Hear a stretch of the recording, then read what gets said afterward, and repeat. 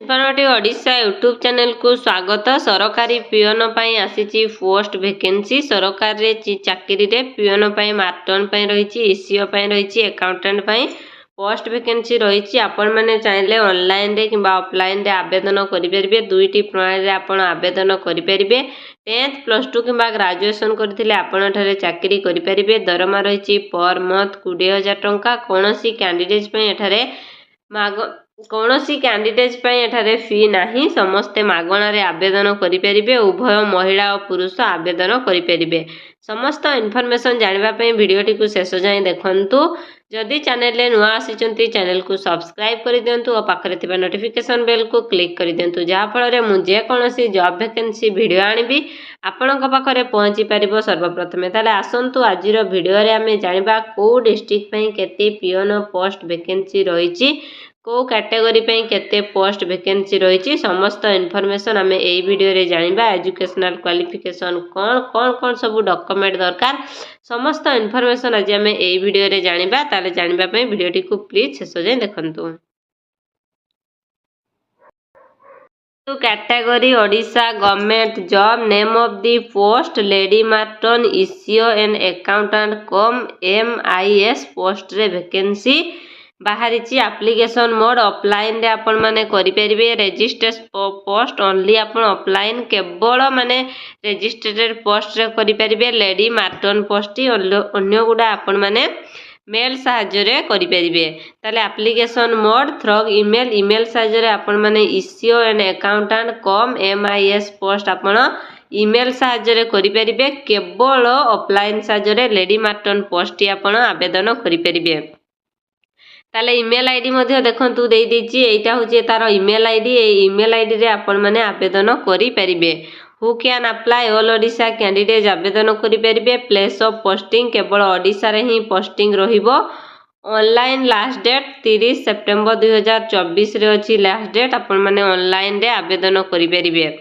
Gender female candidate for lady matron post କେବଳ female candidate, ଯେଉଁଟାକି ଆମର ଲେଡି ମାର୍ଟନ ପୋଷ୍ଟ ଭେକେନ୍ସି ବାହାରିଛି ସେଠାରେ କେବଳ ମହିଳାମାନେ ହିଁ ଆବେଦନ କରିପାରିବେ। କିନ୍ତୁ ଇସିଓ ଆଉ ଆକାଉଣ୍ଟାଣ୍ଟ ପୋଷ୍ଟରେ ବୋଥ୍ ମେଲ୍ ଆଣ୍ଡ ଫିମେଲ୍ ଉଭୟ ମହିଳା ଓ ପୁରୁଷ ଏଠାରେ ଆବେଦନ କରିପାରିବେ।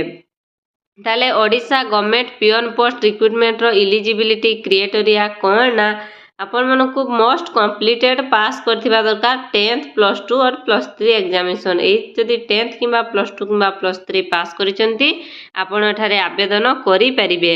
ତାହେଲେ ଏଜ୍ ଲିମିଟ୍ କେତେ? ମିନିମମ୍ ଏଜ୍ ତ ସେମିତି କିଛି ନାହିଁ। 18 ବର୍ଷରୁ ଆପଣ ଆବେଦନ କରିପାରିବେ। ମାକ୍ସିମମ୍ 35 ବର୍ଷରୁ ଏଭବ୍ ହେଇଥିଲେ 32 and 35ରୁ ଏଭବ୍ ହେଇଥିଲେ ମଧ୍ୟ ଆବେଦନ କରିପାରିବେ।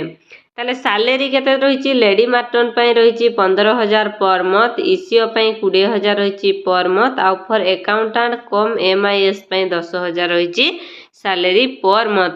ସିଲେକ୍ସନ୍ ପ୍ରୋସେସ୍ ଇଣ୍ଟରଭ୍ୟୁ ହେବ, କୌଣସି ଏକ୍ଜାମ୍ ହେବ ନାହିଁ, କେବଳ ଇଣ୍ଟରଭ୍ୟୁ ହେବ। ଆଉ ଡକୁମେଣ୍ଟ ଭେରିଫିକେସନ୍ ସାହାଯ୍ୟରେ ଆପଣମାନଙ୍କୁ ସିଲେକ୍ସନ୍ କରାଯିବ। ତାହେଲେ ଆପ୍ଲିକେସନ୍ ଫି କେତେ ନା କୌଣସି କ୍ୟାଣ୍ଡିଡେଟ୍ ପାଇଁ ଏଠାରେ ଆପ୍ଲିକେସନ୍ ଫି ନାହିଁ। ସମସ୍ତେ ଏଠାରେ ମାଗଣାରେ ଆବେଦନ କରିପାରିବେ। କୌଣସି କ୍ୟାଣ୍ଡିଡେଟ୍ ST SC ହେଉ କିମ୍ବା ଜେନେରାଲ କିମ୍ବା PWD ଯେକୌଣସି କ୍ୟାଣ୍ଡିଡେଟ୍ ହେଲେ ବି ଏଠାରେ ଆପ୍ଲିକେସନ୍ ଫି ଦେବା ପାଇଁ ପଡ଼ିବ ନାହିଁ। ଆପଣମାନେ ଫ୍ରିରେ ଆବେଦନ କରିପାରିବେ। ତାହେଲେ ଇମ୍ପୋର୍ଟାଣ୍ଟ ଡକୁମେଣ୍ଟ ସବୁ କ'ଣ ରହିଛି? SC certificate, +2 certificate, caste certificate, Aadhaar card, resident certificate ଆଉ ଏମ୍ପ୍ଲୟମେଣ୍ଟ ରେଜିଷ୍ଟ୍ରେସନ୍ କାର୍ଡ଼। ଏତିକି ଆପଣମାନଙ୍କର ଡକୁମେଣ୍ଟସ୍ ଥିଲେ ଆପଣ ଆବେଦନ କରିପାରିବେ। Apply start date already start ହେଇଯାଇଛି। ଲାଷ୍ଟ ଡେଟ୍ ରହିଛି 30 ସେପ୍ଟେମ୍ବର 2024ରେ ଅଛି ଲାଷ୍ଟ ଡେଟ୍ ରହିଛି। ଦେଖନ୍ତୁ କିଛି ଇମ୍ପୋର୍ଟାଣ୍ଟ ଲିଙ୍କ୍ ମଧ୍ୟ ଦେଇଛି। ଏଠି ଦେଖନ୍ତୁ ଇମ୍ପୋର୍ଟାଣ୍ଟ ଲିଙ୍କ୍। ଯଦି ଆପଣ PDF ଦେଖିବା ପାଇଁ ଚାହୁଁଛନ୍ତି ତାହେଲେ ନୋଟିଫିକେସନ୍ PDF 1ରେ କ୍ଲିକ୍ କଲେ ଆପଣ PDF ଦେଖିପାରିବେ। ନୋଟିଫିକେସନ୍ PDF 2ରେ କ୍ଲିକ୍ କଲେ ମଧ୍ୟ ଆପଣ PDF ଦେଖିପାରିବେ। ତାହେଲେ ଆପଣ ସେଠାରେ କ୍ଲିକ୍ କରିକି PDF ଦେଖିପାରିବେ। 1ରେ କ୍ଲିକ୍ କଲି। PDF 1ରେ ଯେତେବେଳେ କ୍ଲିକ୍ କଲି ଦେଖନ୍ତୁ ଜିଲ୍ଲାପାଳଙ୍କ କାର୍ଯ୍ୟାଳୟ ଗଜପତି ପାରଳାଖେମୁଣ୍ଡି ଠାରେ ଇଏ ଭେକେନ୍ସି ବାହାରିଛି। PDF 2ରେ ମଧ୍ୟ ଯଦି ଆପଣ କ୍ଲିକ୍ କରିବେ ତାହେଲେ PDF 2ରେ ମଧ୍ୟ ବାହାରିଥିବା ନୋଟିଫିକେସନ୍ ଜାଣିପାରିବେ। ଦେଖନ୍ତୁ ଲେଡି ମାର୍ଟନ ପାଇଁ ପୋଷ୍ଟ ବାହାରିଛି। କ୍ୱାଲିଫିକେସନ୍ ଗ୍ରାଜୁଏସନ୍ ହେଇଥିବା ଆବଶ୍ୟକ। ଏଜ୍ 35 ଇୟର୍ସ ବା ଏଭବ୍ ହେଇଥିଲେ ବି ଚଳିବ। ତାହେଲେ ଦେଖନ୍ତୁ ସାଲେରୀ ରହିଛି ପର୍ ମନ୍ଥ 15,000 ଟଙ୍କା। 11ଟି ପୋଷ୍ଟ ଭେକେନ୍ସି बाहरी ये हूँ गजपतिर पारलाखेमुंडी ठारे पोस्ट वैकेंसी बाहरी आपण मैंने सेकेंड पीडीएफ रे मध्य देखिपारे सेकेंड पीडीएफ रे कोठारे वैकेंसी बाहरी पूरा संपूर्ण डिटेल्स दे दीची देखंतु आपण पीडीएफ को भल भाव में पढ़िबे पूरा डिटेल्स रे पीडीएफ को पढ़िबे तापरे आपण आवेदन करि परिबे। फॉर्म किपरि फिलअप करिवे द डिस्ट्रिक्ट गजपति बाहरी ताले name of the address of the girls hostel in which candidate apply for तापरे नेम ऑफ द देबे को गर्ल्स हॉस्टल रे आपण रहबा पई चाहउचंती एठारे लिखिबे एठी आपनकर फोटो देबे देखंतु एठी आपण मानकर फोटो देबे एठी आपनको नाम देबे फादर्स किबा हस्बैंड नाम एठी होची परमानेंट एड्रेस देबे तापरे प्रेजेंट एड्रेस देबे postal address date of birth पकेबे तापरे देखंतु को केते पढिचंती को एग्जामिनेशन रे केते मार्क थिला समस्त इनफॉरमेशन एठारे देबे तापरे ताकू आपण पोस्टल माध्यम रे आवेदन करि परिबे।